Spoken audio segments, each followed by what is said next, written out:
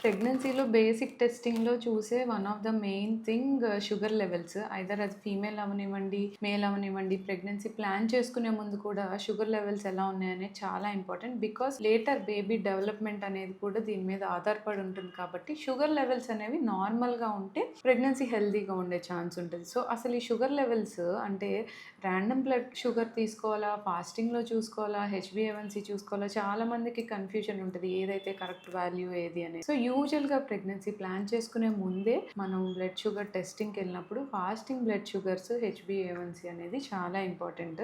So, H B A one C below 6.5 అనేదైతే గనుక ఉన్నట్లయితే ఇట్ ఈస్ రెడీ, అంటే మనం ఇంకా ప్రెగ్నెన్సీ ప్లాన్ చేసుకోవచ్చు రెడీగా అనేది మనం తెలుసుకోవచ్చు. 6.5 కన్నా అబోవ్ ఉంది లేదా ఫాస్టింగ్ గనుక మీకు 100-110 కన్నా ఎక్కువ ఉంటే మాత్రం కంపల్సరీ డాక్టర్‌ని కన్సల్ట్ అయ్యి దానికి కావాల్సిన మెడికేషన్ పెట్టుకున్నాక అది కనుక కంట్రోల్‌లోకి వస్తే అప్పుడు ప్రెగ్నెన్సీ ప్లాన్ చేసుకుంటే హెల్తీగా ఉండే ఛాన్స్ ఉంటది. మేల్స్‌లో కూడా ఇంతే. మేల్స్‌లో షుగర్ అంటే డయాబెటిస్‌లా ఆర్ ప్రీ డయాబెటిస్ ఉండటం వల్ల స్పెర్మ్‌లో డీఎన్ఏ డ్యామేజెస్ ఎక్కువ జరుగుతాయి కాబట్టి ఎవరైనా కపుల్ ప్రెగ్నెన్సీ ప్లాన్ చేసుకునే ముందు ఫస్ట్ నార్మల్ టెస్టింగ్స్‌తో పాటు షుగర్ కూడా ఎలా ఉందో చెక్ చేయించుకొని, వాలిడేట్ చేయించుకొని దానికి కనుక ట్రీట్మెంట్ తీసుకొని ప్లాన్ చేసుకున్నట్టయితే యూజువల్‌గా అబార్షన్స్ అవ్వటం ఇలాంటివి తక్కువ జరిగే ఛాన్స్ ఉంటుంది.